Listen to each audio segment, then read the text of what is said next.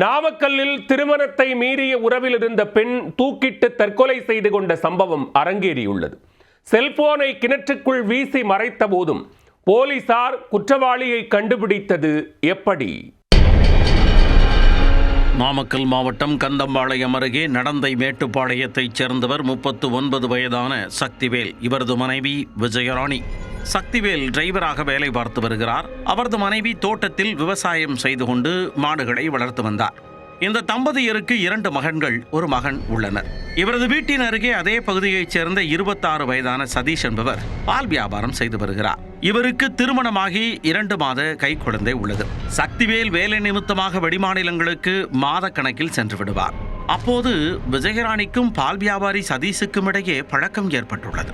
நாளடைவில் இவர்களது பழக்கம் திருமணத்தை மீறிய உறவாக மாறியிருக்கிறது. கடந்த 10ஆம் தேதி மதியம் விஜயராணி மருத்துவமனைக்கு செல்வதாக கணவர் சக்திவேலிடம் கூறிவிட்டு இருசக்கர வாகனத்தில் சென்றுள்ளார். மருத்துவமனைக்கு சென்ற விஜயராணி அதன் பின் வீடு திரும்பவே இல்லை. பதறிப்போன கணவர் உள்ளிட்ட உறவினர்கள் பல்வேறு இடங்களிலும் தேடி பார்த்தும் அவரை காணவில்லை. இது குறித்து நல்லூர் போலீசாரிடம் கணவர் புகார் அளித்துள்ளார். வழக்கு பதிந்த போலீசார் விஜயராணியின் செல்போன் எண்ணை கொண்டு ஆய்வை தொடங்கினர்.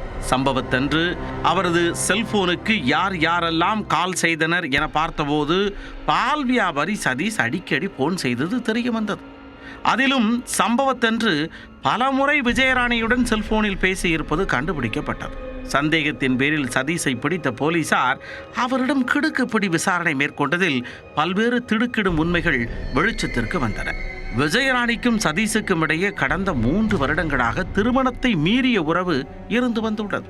இருவரும் நடந்தை அருகே கோணங்காடு பகுதியைச் சேர்ந்த பத்தியப்பா என்பவரது விவசாய தோட்டத்தில் சந்தித்துக் கொள்வது வழக்கம். சம்பவத்தன்று விஜயராணி செல்போனில் அழைத்ததால் விவசாய தோட்டத்திற்கு சென்றிருக்கிறார் சதீஷ். அங்கு சென்றதும் வெளியூரில் உள்ள மனைவியையும் குழந்தையையும் பார்க்க செல்வதாக சதீஷ் கூறியிருக்கிறார். ஆனால் நீங்கள் செல்லக்கூடாது என வாக்குவாதத்தில் ஈடுபட்டுள்ளார் விஜயராணி.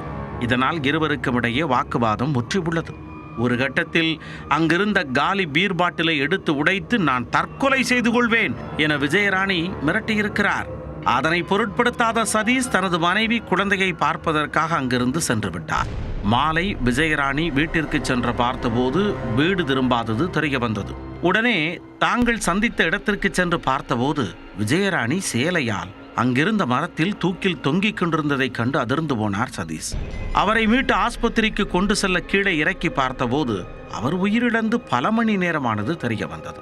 உடனடியாக அங்கிருந்த அவரது துணிமணிகள், செல்போன் ஆகியவற்றை அருகில் இருந்த கிணற்றில் தூக்கி வீசிவிட்டு வீடு திரும்பியிருக்கிறார். ஆனால் போலீசார் செல்போனை ஆய்வு செய்ததன் மூலம் அவர்களுக்கு இடையே இருந்த தொடர்பை தெரிந்து கொண்டனர். இதையடுத்து நல்லூர் போலீசார் சதீஷை கைது செய்து தீவிர விசாரணை நடத்தி வருகின்றனர். திருமணத்தை மீறிய தொடர்பால் அரங்கேறிய தற்கொலை சம்பவம் அப்பகுதியில் பெரும் பரபரப்பை ஏற்படுத்தியுள்ளது.